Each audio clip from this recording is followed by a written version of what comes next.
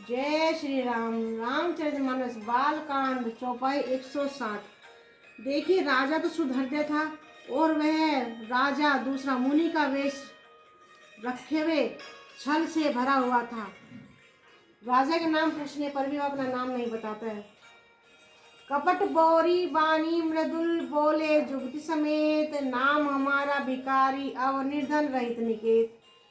वह कपट से बोला कि हमारा कोई नाम नहीं है, हमारा नाम भिखारी है, और क्योंकि हम घर द्वार हीन हैं। बोल सियावर रामचंद्र की जय। कह नरभजे विज्ञान निधाना, तुम सारी के गलित अभिमाना। सदा रही अपना को दुराए, सब विधि कुशल कुबेश बनाए। तब राजा बोला कि जो विज्ञान के निधान अभिमान रहित होते हैं, वे अपना वेश छुपा कर ही रहते हैं, क्योंकि कुवेश बनाकर रहने में सब तरह का कल्याण है। बोल सियावर रामचंद्र की जय।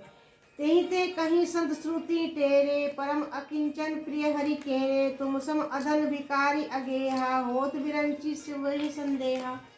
इसी से तो संत और वेद पुकार कर कहते हैं कि परम अकिंचन यानी अहंकार समता और मान रहित ही भगवान को प्रिय होते हैं। आप सरीखे निर्धन भिखारी और गुरुहीनों को देखकर ब्रह्मा और शिव जी को भी संदेह हो जाता है कि ये वास्तविक संत हैं या भिखारी। बोल सियावर रामचंद्र की जय। जोशी सोशी तब चरण नमामि, मोह पर कृपा करिए सब स्वासी। सहज प्रीति भूपति के देखी, आप विषय विश्वास विशेषी। आप जो भी हो सो हो, मैं आपके चरणों में नमस्कार करता हूँ। अब मुझ पर कृपा कीजिए। अपने ऊपर राजा को स्वाभाविक प्रीति और अपने विपक्ष में उसका अधिक विश्वास देखकर सब प्रकार राजा ही अपनाई। बोले अधिक स्नेह जताई, सुनु सतीभाव कहूँ महिपाला। यहाँ बसस बीते बहु काला। सब प्रकार से राजा को अपने वश में करके अधिक स्नेह दिखाता हुआ वह कपट तपस्वी बोला, हे राजन सुनो, मैं तुमसे सत्य कहता हूँ, मुझे यहाँ रहते हुए बहुत समय बीत गया। बोल सियावर रामचंद्र की जय। चौपाई 161 बालकांड। अब लगी मोहिना मिले कऊ, मैंने जनाऊं काऊं। लोक मान्यता अनल समकर तप कानन बाहू। अब तक न तो कोई मुझसे मिला और न मैं अपने किसी पर प्रकट करता हूँ, क्योंकि लोक में प्रतिष्ठा अग्नि के समान है, जो तप रूपी वन को भस्म कर डालती है, मन को भस्म कर डालती है। बोल सियावर रामचंद्र की जय। तुलसी देखी सुबेश भूली, मूर्ण चतुर नर सुंदर के कहीं पेकु बचन। सुधा सम असन अही। तुलसीदास जी कहते हैं, सुंदर वेश देखकर मूढ़ कहीं चतुर मनुष्य भी धोखा खा जाते हैं। सुंदर मोर को देखो, उसका वचन तो अमृत के समान है और आहार सांप का है। बोल सियावर रामचंद्र की जय। ताते गुपुत रहूं जग माही, हरित जी की मवि प्रयोजन नाही। प्रभु जान सब नहीं जनाए, कहूँ कवनी सिद्धि लोक रिझाए। कपट तपस्वी ने कहा, इससे मैं जगत में छिपकर रहता हूँ, श्री हरि को छोड़कर किसी से कुछ भी प्रयोजन नहीं रखता। प्रभु तो बिना जाना ही सब जानते हैं, फिर कहीं संसार को रिझाने से क्या सिद्ध मिलेगा। बोल सियावर रामचंद्र की जय। तुम सुचि सुमति परम प्रिय मोरे, प्रीति प्रतीति मोही पर तोरे। अब जो तात दुराऊं तोई, दारुण दोस्त घटई अति मोही।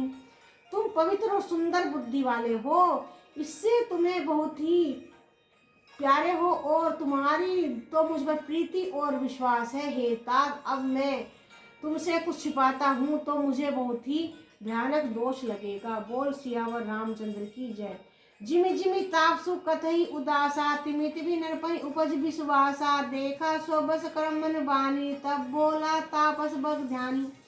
जो जो वह तपस्वी उदासीनता की बातें कहता, त्यों तो ही राजा का विश्वास बढ़ता चला जाता। जब उसे बगुले की तरह ध्यान लगाने वाले कपटी मुनि ने राजा को कर्म मन और वचन से अपने वश में जाना, तब वह बोला, नाम हमारा एक तनु भाई। सुनी नर बोले पुनि सिरु नाई, कहूँ नाम कर अर्थ बखानी। मोहि सेवक अति आपन जानी। हे भाई, हमारा नाम एक तनु है। यह कहकर राजा ने फिर सिर नवाकर कहा, मुझे अपना अत्यंत अनुरागी सेवक जानकर अपने आप का अर्थ समझाकर कहिए। अति दृष्टि जब जी जभी सब उदासीन भोरे, नाम एक तनु हित है ही तेवन धनु धरो बहोरे। कपटी मुनि ने कहा, अब जब सबसे पहले सृष्टि उत्पन्न हुई थी तभी मेरी उत्पत्ति हुई थी, तब से फिर दूसरी देह नहीं धारण की, इससे मेरा नाम एक तनु है। बोल सियावर रामचंद्र की जय। चौपाई 162 बाल कांड।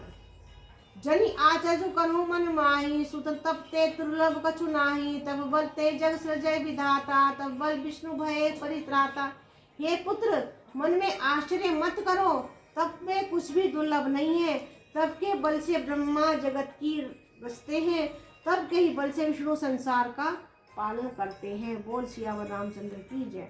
तब बल शंभु करहि संघारा, तब ते अगम्य कछु संसारा, भवनर पै सुनि अति अनुरागा, कथा पुरातन कहु सो लागा।